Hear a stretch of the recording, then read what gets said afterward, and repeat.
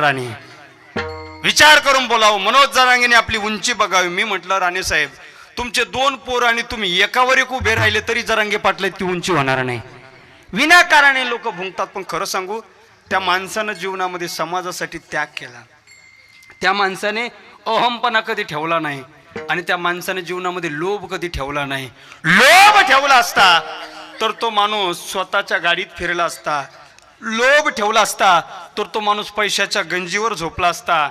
त्या माणसानं लोभ ठेवला नाही म्हणून जमीन विकून समाजाचं काम केलं. महाराज म्हणतात, बाबा लोभ अहंता नये म्हणा, जगी विरक्त तुची जाणा. ज्यांचं जीवन समाजासाठी त्यांना साधू म्हणता. विठाला गंगाराम महाराज त्यांनी मग पिसाळ्याला कुत्रा पाठवला. उरफाट्या बावली जा. त्याचं वर पाहतं, खाली बोलत. काय नाव त्या चकण्याचं, त्या वकिलाचं? ए बरोबर, सदावर्ते. कायम समाजाच्या विरोधात भुंकण्याचं काम. भाऊ 18 पगड जातीचे लोक एका विचारानं गुन्ह्या गोविंदानं नांदतात. राहू दे एकत्र, कशाला लावतो भांडणं? उरफाट्या बावलीचं कुठलं? वर पाहतं, खाली बोलत. अरे मराठ्यांना भेटत नाही रे आरक्षण. अरे तुला का प्यारेल झाला भाऊ का लखवा झाला काय? ते विचित्र. भेटत नाही रे तुम्हाला आरक्षण आणि भेटलं तरी ठीक. अरे मला आतापर्यंत कळत नव्हतं सर एवढा का भुंकतो. मला परवा माहीत झालं त्याला पिसाळं कुत्रं चावलेलं आहे. ते तर काय, ते नाही इलाज त्याला. विनाकारण भुंकण्याचं काम. 14 तारखेला जरांगे पाटला सभा झाली. सगळ्या लोकांनी पाठिंबा दिला आणि पत्रकारांनी त्याला प्रश्न विचारला. ज्या मनोज जरांगेवरती तुम्ही टीका करता, त्या मनोज जरांगेच्या सभेला 1.5 कोटी लोक आले होते. मनोज जरांगेच्या सभेकडे मी जत्रा म्हणून पाहतो. अरे हकण्या, सगळे मराठे तुझ्याकडे कुत्रा म्हणून पाहते. विनाकारण काही आहे का घेणं देणं? बॉम्बला रे बॉम्बला. कुठपर्यंत संयम ठेवणार? पोरं 3 पोरं गेले मुंबईला, फोडल्या त्याच्या गाड्या. मंगेश साबळे आणि सहकारी. मग तो चौतावूनच बाहेर आला कुत्रा. अरे मनोज जरांगेमुळे पोलीस धारातीर्थी पडले. मनोज जरांगेच्या मुसक्या बांधा. मनोज जरांगेला तातडीला अटक करा. अरे चकण्या, तू मंगेश साबळे नावाच्या मराठ्याच्या साध्या सरपंचाला अटक करू शकला नाही, जरांगे पाटील नावाच्या वाघाला काय अटक करशील? बऱ्या गाड्या फोडल्याचा परिणाम काय झाला? पत्रकार लय हुशार. दुसऱ्या दिवशी पुन्हा त्याच्याकडे गेले आणि त्याला तोच प्रश्न पुन्हा विचारला. ज्या मनोज जरांगेवर तुम्ही टीका करता, त्या मनोज जरांगेच्या सभेला 1.5 कोटी लोक आले होते. यावर तुमचं काय मत आहे? आधी काय म्हणलं ते? जत्रा. त्या मनोज जरांगेच्या सभेला 1.5 कोटी लोक आले होते. यावर तुमचं काय मत? मनोज जरांगे माझा भाऊ आहे. मग तुम्ही सभेला जत्रा का म्हणाले? मी वर्षातून एकदा गावाकडे जातो. आमचं फार मोठं कुटुंब आहे. माझे 2 चुलते डाकू होते. माझे वडील बाल गुन्हेगार होते. माझे आजोबा सुद्धा डाकू होते. तुमची आई काय करायची? माझी आई दारू बनवायची, टेस्ट सुद्धा करून बघायची. तुमची आजी काय करायची? माझी आजी एवढी सुंदर, हँडसम आणि ब्युटिफुल दिसत होती. तिच्या समोर रशियन मुली सुद्धा लाजवेल एवढी सुंदर दिसत होती. काय बुद्धी आहे का नाही तुला भाऊ? लय हसले ना हे.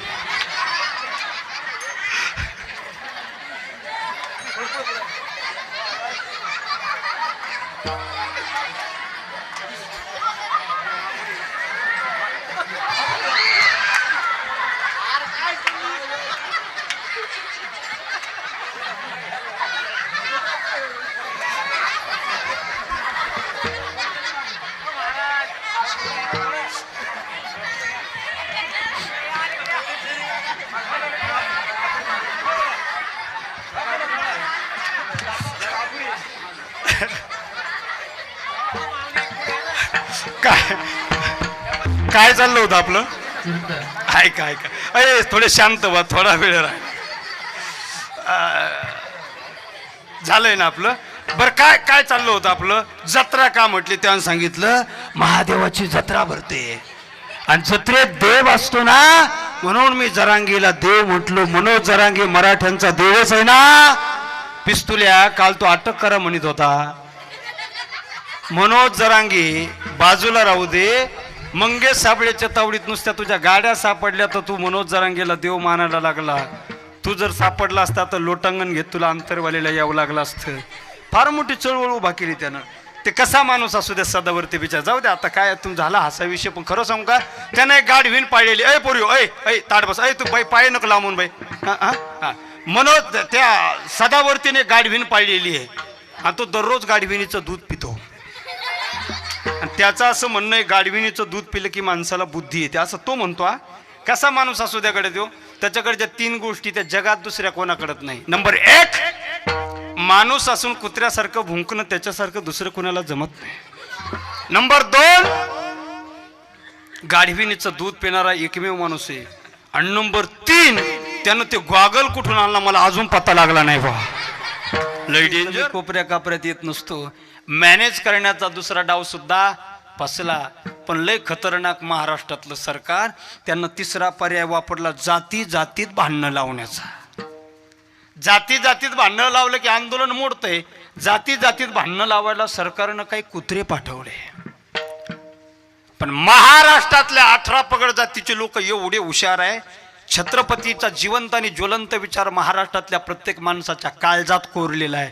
18 पगड जातीच्या लोकांनी ठरवलं आम्हाला जाती जातीत भांडायचं नाही. मराठा समाज आमचा मोठा भाऊ आहे. सगळ्या जाती एकत्र आल्या म्हणून तर मराठ्याच्या विराट सभेत मुसलमानाचे पोरं पाणी वाटत होते.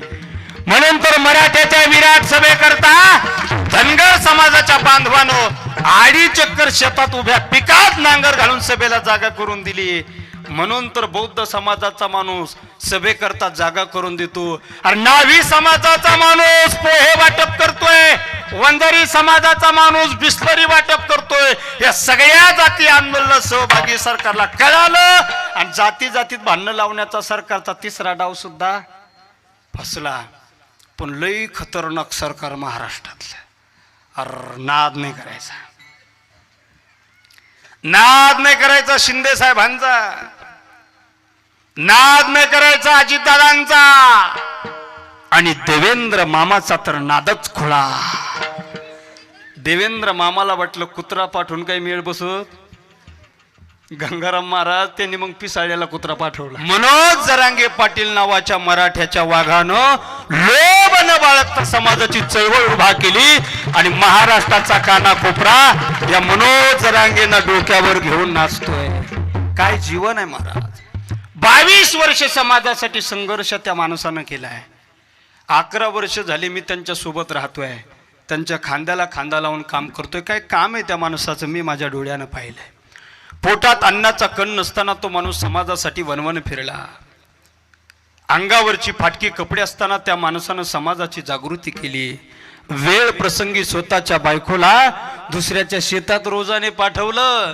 पण समाजाचं काम त्या माणसानं कधी सोडलं नाही. जमीन विकली. अरे भावानी घरच्या लोकांनी बाजूला काढून दिलं पण समाजाचं काम सोडलं नाही. त्याच कार्याचं फळ आज त्यांचं नाव महाराष्ट्राच्या कानाकोपऱ्यामध्ये झालंय. पण तुम्ही जर चांगलं काम करत असाल ना तुम्हाला अडचणी नक्की येणार आहे. तुमचं काम करत असताना जर तुम्हाला अडचणी येत असेल, अडथळे येत असेल, शत्रू तयार होत असेल तर समजून जावा तुमचं काम चांगल्या पद्धतीनं चालू आहे. पाटलांनी काम सुरू केले. समाजासाठी चळवळ उभा केली पण लोकांनी त्रास दिला.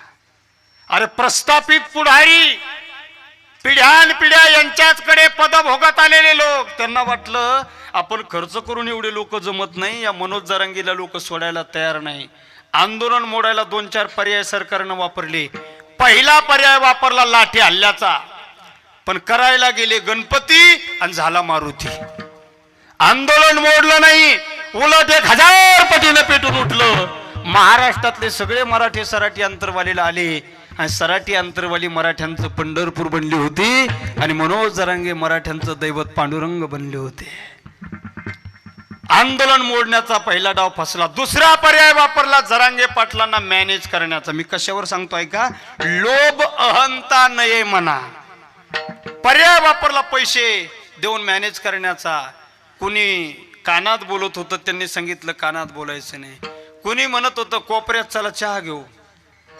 आणि तुम्ही जीवन जगताना फक्त स्वतःच्या कुटुंबाचा विचार जर करत असाल ना गड्या तर तुमचा विचार कोणीच करणार नाही. ऐका ऐका, तुम्ही जीवन जगताना फक्त स्वतःचा अथवा स्वतःच्या कुटुंबाचा विचार करत असाल ना, तुमचा विचार कोणीच करणार नाही. पण तुम्ही का जगाचा विचार करत असाल ना, तर हे जग सुद्धा तुमचा विचार केल्याशिवाय राहणार नाही. ऐका, मी 2013 साली फर्स्ट इयरला असताना कॉलेजमध्ये कविता केली होती. माणसाचं जगणं स्वतःसाठी जगताना थोडंसं समाजासाठी असलं पाहिजे. ऐका ऐका, त्यावर एक कविता केली होती. आवडली कविता तर टाळी वाजवा. जगायचं तर असं जग जगल्यासारखं वाटलं पाहिजे. जगायचं तर असं जग जगल्यासारखं वाटलं पाहिजे. दुसऱ्यासाठी झटताना रक्त थोडं आटलं पाहिजे. खरं जीवन जगतोय हे स्वतःच्या मनाला तरी पटलं पाहिजे. त्याचं नाव जीवन आहे महाराज. माणसं दुसऱ्यासाठी जगायला तयार नाही. जे रक्त जीवन जगताना फक्त स्वतःच्या रक्ताचा विचार करतं, वाक्य लिहून घ्या, एक दिवस त्याचंच रक्त त्याला हाता काढून काढल्याशिवाय राहणार नाही. जे रक्त जीवन जगताना फक्त स्वतःच्या रक्ताचा विचार करतं, एक दिवस त्याचंच रक्त त्याला घराबाहेर हाकलून दिल्याशिवाय राहणार नाही.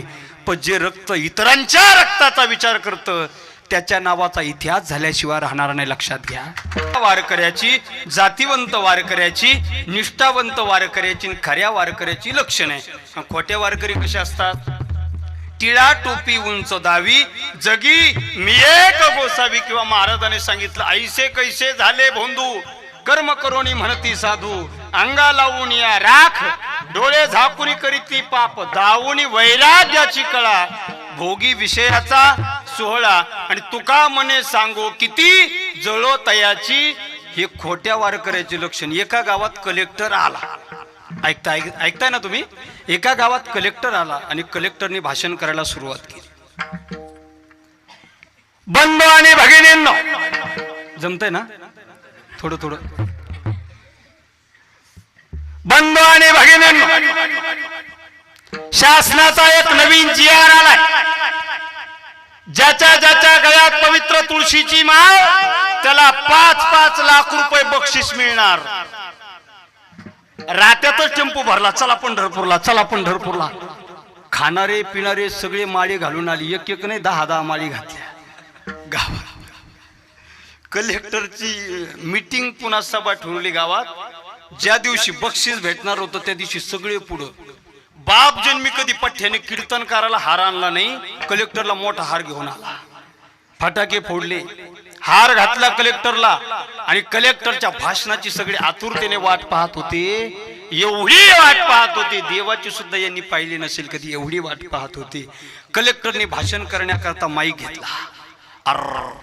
भाषणाच्या आधी टाळ्या सुरू झाल्या, कारण 5-5 लाख रुपये मिळणार होते. कलेक्टरने भाषण करायला सुरुवात केली. बंधू आणि भगिनींनो, शासनाचा जो कालचा जो जी.आर. होता तो रद्द झाला. एक जण म्हणलं, तुला म्हणलं होतं माळकऱ्याच्या नादी लागू नको. आणि शासनाचा एक नवीन जी.आर. आला. ऐका ऐका, पुढचं ऐका. त्याने लगेच कान टवकारले. शासनाचा एक नवीन जी.आर. आला. रोईलागड सर्कलच्या प्रत्येक गावात नवीन 4-4 पुलं बनवायचे आणि एका एका पुलाखाली 10-10 माळकरी गाडायचे. तटातट माळा पडल्या. तरी काहींच्या गळ्यात माळी होत्या महाराज. त्या साहेबांना विचारलं, का हो तुमच्या गळ्यात तर माळ दिसते, तुम्हाला पुलाखाली जायचं काय? ते म्हणे, ओ साहेब, पुलाखाली गाडा नाही तर आम्ही संत म्हणत बसलो तर आमची फसवणूक झाल्याशिवाय राहणार नाही. आणि खऱ्या संतांना शरण गेलो ना तर आमचा उद्धार झाल्याशिवाय राहणार नाही. म्हणून मुक्ताबाई म्हणतात, या जगामध्ये संत तेच आहे ज्याच्या अंतःकरणामध्ये दया भरलेली आहे, क्षमा भरलेली आहे, ज्यांचं जीवन जगत कल्याणासाठी अर्पण केलेलं आहे.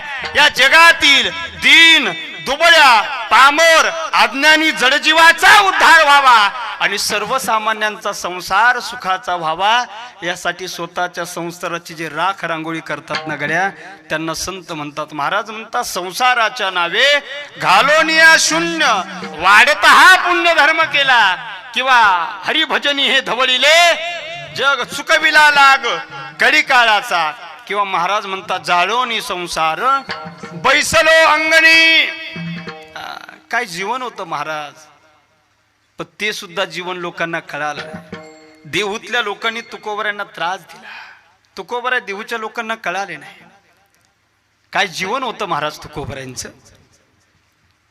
तुकोबऱ्यांना लोकांनी त्रास दिला. महाराजांना वाटल्या लोकांना आपण कर्ज वाटलेलं आहे, यांचं कर्ज का माफ केलं ना तर लोक आपल्याला त्रास देणार नाही.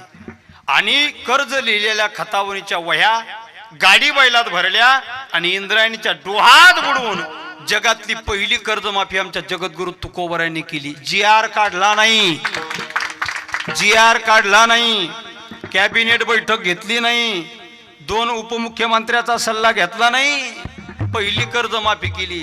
तरी लोकांना तुकोबऱ्या कळाले नाही. अहो गावच्या सर्वसामान्यांनी तुकोबऱ्यांना त्रास द्यावयात नवल नाही. गावच्या प्रमुख व्यक्तीनं तुकोबऱ्यांना त्रास दिला. कोपला पाटील गावीचे हे लोक त्यानं त्रास दिला. महाराज घाबरले नाही. परमार्थ चालू आहे.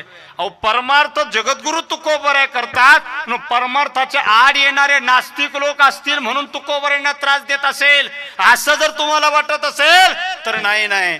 तुकोबऱ्यांना त्रास देणारे जेवढे नास्तिक होते ना तेवढे पारमार्थिक सुद्धा होते. महाराजांना त्रास देणारे जेवढे दुर्जन होते ना तेवढे सज्जन सुद्धा होते. महाराजांना त्रास देणारे जेवढे खाणारे पिणारे होते ना तेवढे महाराज सुद्धा होते. आणि महाराजांचे विरोधक हे महाराजच असतात.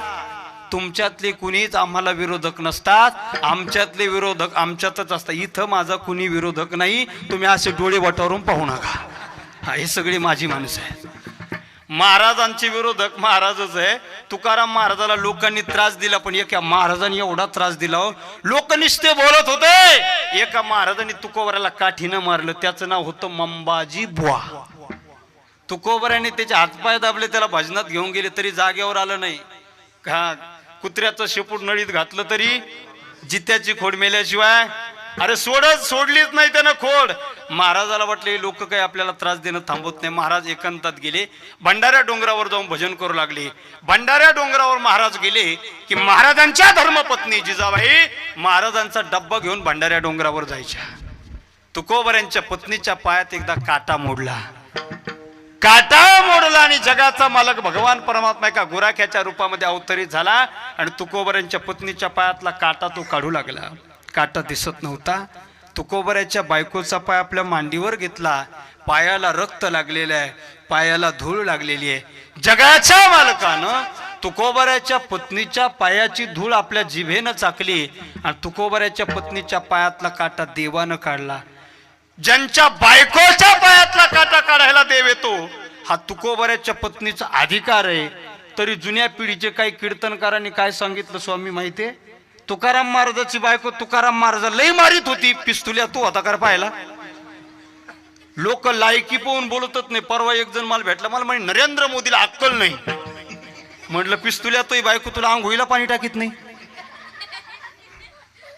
तू मोदीची अक्कल काढायला चालला. कळत नाही लोकांना. महाराज तुकोबऱ्याच्या बायकोसारखी धर्मपत्नी स्त्री नव्हती. महाराजांच्या धर्मपत्नी महाराजांना भाकरी घेऊन डोंगरावर जायच्या. आता भंडाऱ्या डोंगरावर महाराज भजन करायला लागले. गावापासून अंतरावर गेले. आता लोकांना काही त्रास आहे का हो? सांगा. आता लोकांना काही त्रास आहे का? काहीच त्रास नाही. ते सुद्धा त्या लोकांना सहन झालं नाही. महाराज एके दिवशी भंडाऱ्या डोंगरावर गेले, भजनामध्ये रंगले आणि देहू गावामध्ये एक नाचणारी बाई आली. ऐ पोरी ताट बसा, ऐ पोराव ताट बसा. देहू गावात एक नाचणारी बाई आली. सध्या महाराष्ट्रामध्ये सोशल मीडिया प्लॅटफॉर्म वरती, इंस्टाग्राम वरती, फेसबुक वरती, युट्यूब वरती एका नाचणाऱ्या बाईची जोरदार चर्चा. काय नाव तिचं? बोला. वा वा वा. काय नाव तिचं? गौतमी. काय लाजू नको, मला माहितीये तुला माहितीये. काय झाकायचं आता? गौतमी. वा वा, काय हुशार लेकर आहेत हे. टाळ्या वाजवा यांच्यासाठी एकदा.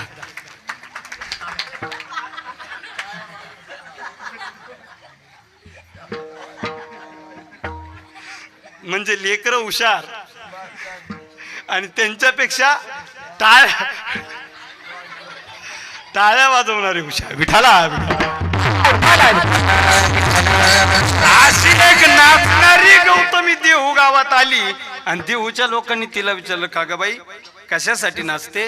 तिने सांगितलं पोटासाठी नाचते. नाचून पैसे मिळतात त्यावर माझा उदरनिर्वाह चालतो. नाचून तुला पैसे मिळतात ना, जेवढे पैसे तुला दरदिनी मिळतात त्यापेक्षा अधिक पैसे द्यायला मी तयार आहे. फक्त एक काम करायचंय, भंडाऱ्या डोंगरावर नाचत जायचंय आणि तुकाराम महाराजाला मोहपाशामध्ये अडकवायचंय. आता महाराज लोकांना अडकवण्याचे प्रयत्न काही काल परवापासून सुरू झाले नाही. ऐकताय ना, महाराज मंडळीसाठी विशेष. महाराज लोकांना अडकवण्याचे प्रयत्न हे काही काल परवापासून सुरू झाले नाही, हे तेव्हापासून चालत आले. बाई नाचत नाचत भंडाऱ्या डोंगराकडे निघाली.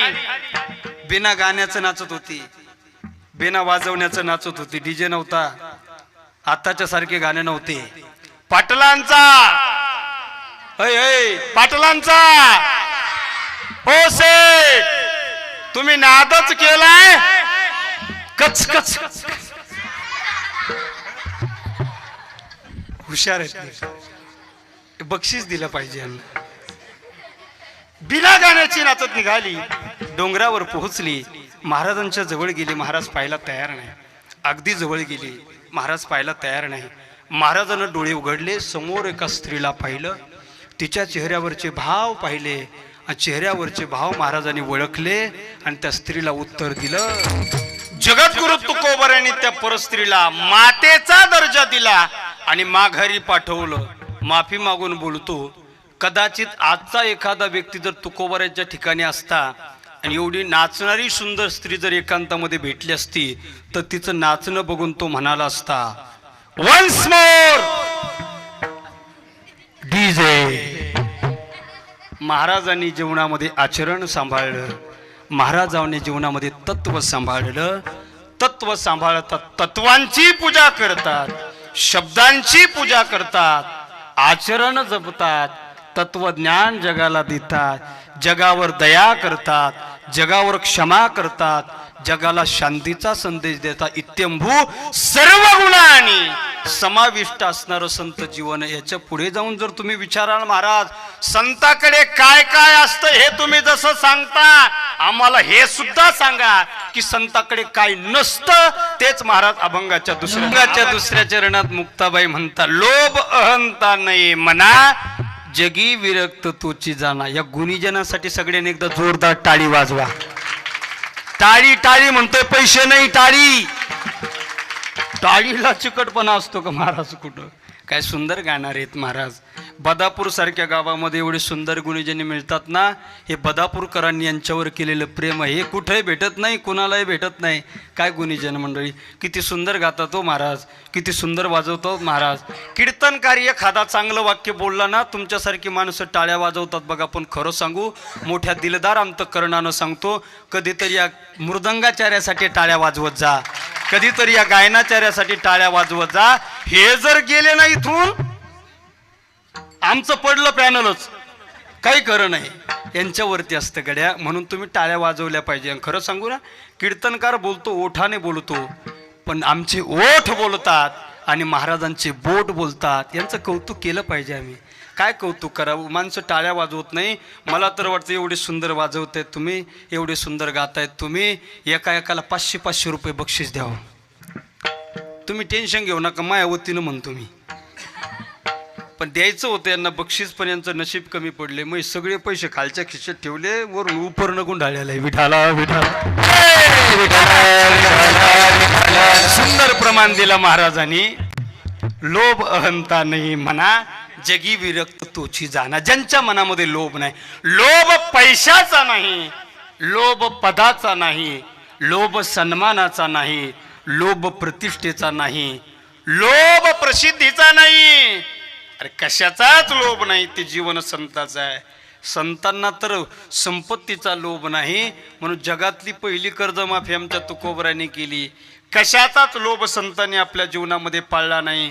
जगद्गुरु तुकोबराला शिवरायानं नजराणा प्रसंगामध्ये हत्ती घोडे पाठवले. महाराजांनी ते माघारी पाठवले आणि सांगितलं, हत्ती दिवट्या छत्री घोडे हे तो बऱ्यात न पडे, हे नकोय आम्हाला, आमच्या कामाचं नाही. त्यांच्या जीवनामध्ये लोभ नाही महाराज, लोभ. आणि ज्यांच्या जीवनात लोभ नसतो ना त्यांचंच चरित्र लिहिलं जातंय बघा. ज्यांच्या जीवनात लोभ नसतो ना त्यांचंच नाव घेतलं जातंय बघा. ज्यांच्या जीवनात लोभ नसतो आणि समाजासाठी काम असतं, लोकांसाठी काम असतं, जगाच्या कल्याणासाठी काम असतं ना त्यांच्याच नावाचा इतिहास होत असतो. ऐका उदाहरण सांगू. ज्यांच्या मनात लोभ नाही, आम्ही आमच्या गळ्यातली माळ काढणार, याला खरे वारकरी म्हणतात. विठाला विठाला. खरे वारकरी आहे ते खऱ्या संतांना शरण जातात आणि जे खोटे वारकरी आहे नको त्याला शरण जातात. मी सांगेल खरे संत कोण आहेत.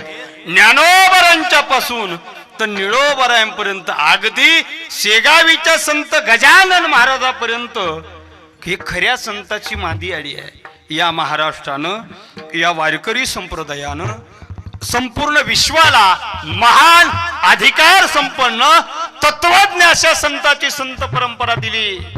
हे महाराष्ट्रानं केलेले, संप्रदायानं जगावर केलेले उपकार आहे. पण खऱ्या संतांना लोक विसरले महाराज. लोक नको त्याला संत म्हणायला लागले. ज्ञानोबराय सोडून दिले, नको त्याला संत म्हणायला लागले. आणि आमचा डाव नेमका इथेच फसला. 5-7 वर्षापूर्वीचा काळ होता. मी एकदा कीर्तनाला गेलो आणि त्या गावचा एक पठ्ठ्या भेटला. ओ महाराज, काय खरंय तुमचं महाराज लोकांचं? त्याला म्हटलं काय झालं? म्हणे आसाराम बापू जेलमध्ये गेले. आता मा काही संबंध आहे का? मावसा होता का देव? साडू होता का सासरा होता?